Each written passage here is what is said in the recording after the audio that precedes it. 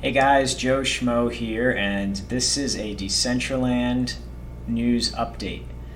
JP Morgan is first bank to enter the Metaverse with a virtual Onyx Lounge. And this was Tuesday, February 15th. And it does say here, JP Morgan opened up an Onyx Lounge in the Metaverse on Tuesday, a virtual lounge in the blockchain-based world of Decentraland. And on top of that, the company released a paper explaining the opportunities they are exploring in the metaverse. And if we look, this is the paper describing opportunities in the metaverse. I'm not going to go through the whole thing. I'll just skim over a little bit. They have some highlights, such as every year, $54 billion is spent on virtual goods, almost double the amount spent buying music.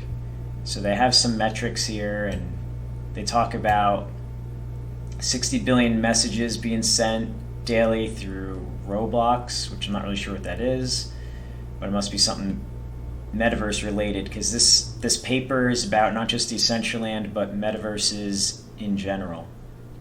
GDP for Second Life, which Second Life was it's a centralized game that's similar to the metaverses.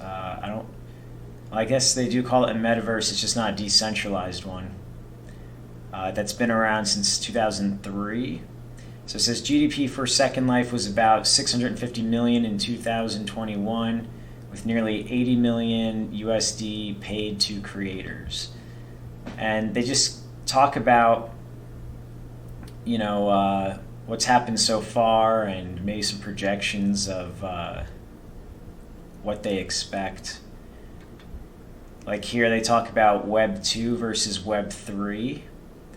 And it looks like Web 2, Second Life is under that category, but Web 3, this is what we think about Decentraland, the Sandbox, Somnium Space, Crypto voxels.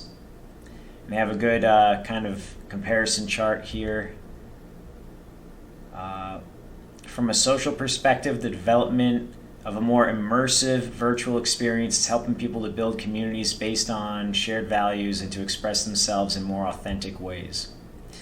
So if you do think about this logically, we do everything on like web pages, and they're just these flat pages.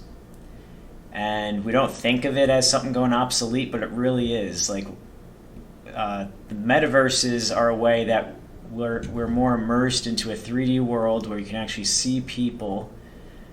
I guess a good example I can think of is if you've ever gone to a website and you do the click the chat and just says, "Hi, my name is whatever," and you just kind of chat through text with someone. Well, you can imagine that the next step, going to the next level beyond that technology-wise, is, well, what if you walk into a building as your avatar and you see another avatar and you can chat with that avatar either through text or through using your microphone and have a customer service experience that way. And it's more immersive. It's not so just texting in a little box electronically. It's much more authentic to what we would do in the real world, walking up to a building, talking to a person to communicate, to get help. How the metaverse has evolved, they have a timeline here, so you can check that out. So there's some pretty good things that they have in this paper. It's a few pages long. They talk about the growth of the price of land going up quite quickly from when it started. The price of the native currencies like mana and sand and cube they have here. This is the sandbox here. We know that here's Atari. We know Atari's in there. Some other companies. So that's pretty much that. But let's go check it out and see what it looks like. So here we are on the road. Whoops, wrong button. And if you enter in here, you can already see right there, Onyx by JP Morgan. And when you enter, this is the Metajuku, I guess, area. Because if you look here, it's in the purple. I don't see what it's supposed to be called. But I do see here in the corner, it says Metajuku, I guess.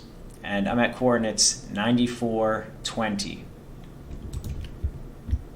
So it's a small building. It's just on one parcel, it looks like. And the most noticeable thing is there's a tiger that walks around. And it's probably the most interesting thing in here.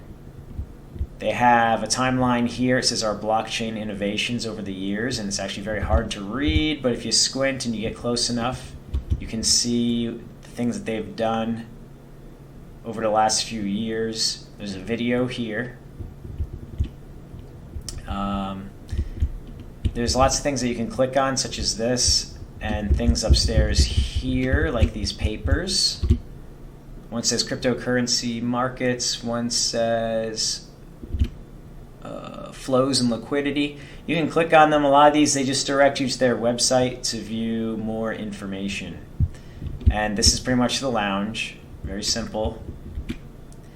And we have 3 videos here that you can watch that are pretty much just conferences. So not much you can do, but the main thing here is that JP Morgan has started their Metaverse journey, and they're the first bank to do so, according to that article that we read. At least the first major bank, maybe, if not the first bank. So it's very interesting. This is the early days of JP Morgan in the Metaverse. Let's see where they're at years to come. Hope you guys enjoyed this video, and I'll see you next time.